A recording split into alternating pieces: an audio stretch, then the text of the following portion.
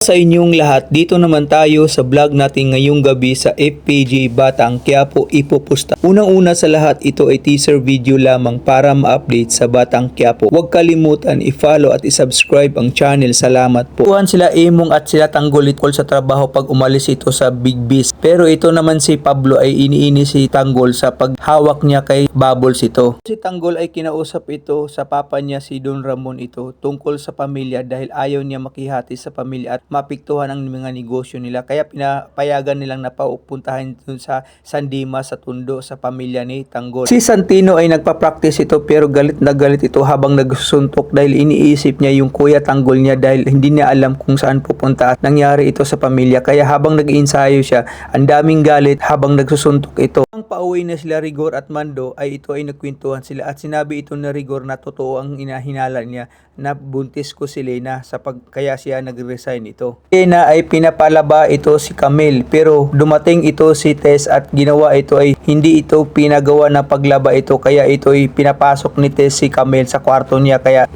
inisa na naman itong dalawa si Lena at saka si Tess. Si Edwin ay nagpakita ito sa mga magulang niya at dito ay kinukumusta ito, ngunit ang ginawa ito is nagbigay ito ng pera para sa pamilya niya. Ngayon sinabi ito ng mag-asawa na si Tanggol ay nakalaya niya pero ito si Rhoda ay dumating kaya nabwisto, kaya ang ginawa tumakbo agad si Edwin ito palayo. Habang nag-inuman sila Pablo at nagkumakain ito, dumating ito si Basti at sinabi ito na gustong kausapin si Pablo, kaya ang ginawa ito na Pablo at Basti ay pumunta sa isang lugar kung saan nagkwentuhan sila, nag-usap. Ito naman sila Tanggol, Bubbles, Jelly at saka Emong ay nag-alala kung anong pinag-usapan nila ito, kaya ito para sa bar at wala silang trabaho. Ngayon sinabi ito ni Basti na labanan ulit kayo Pablo pero si Tanggol ang makipaglaban sa inyo, kaya pumayag sila ito dahil ang ipoposta ay si Bubbles ito. Nawag si Santino ni Coach dahil nakita ni Coach na pagsusuntok ay galit ito at puot, pero sinabihan ito ni Coach na hindi ganyan ang bilang boksingero, kailangan hindi ka maging emosyonal. Santino ay problemadong tao dahil tungkol sa pamilya ito, ngunit ito si Anika ay pumunta ito sa kanya at nakipag-usap ito. Sabi ni Anika na kung may problema ka, andito lang ako Santino para kausapin mo. Pina ni Rigor kay Mando ng totoo na kung bakit nag-resign si Lena dahil buntis ito at ako ang ama ito, kaya ito naman si Mando ay di makapaniwala ito sa sinasabi ni Rigor. Ngayon sinabihan siyang walang hiyang pulis ito at ito ay umalis na kaagad ito si Mando. Tanggol at Bubbles ay kinausap ito ni Boss B na kung saan sinabi ni Boss B na Tanggol kaya mo bang labanan ito si Pablo, pero sabi ni Tanggol ano bang ipoposta natin boss. Ngayon ang ginawa ito is tahimik si Boss B, ngunit sinabi ito si Bubbles ang ipoposta, kaya nagulat ito si Tanggol ito, kaya sinabi ni Bubbles kay Tanggol na kung ako lang naman ang dahilan para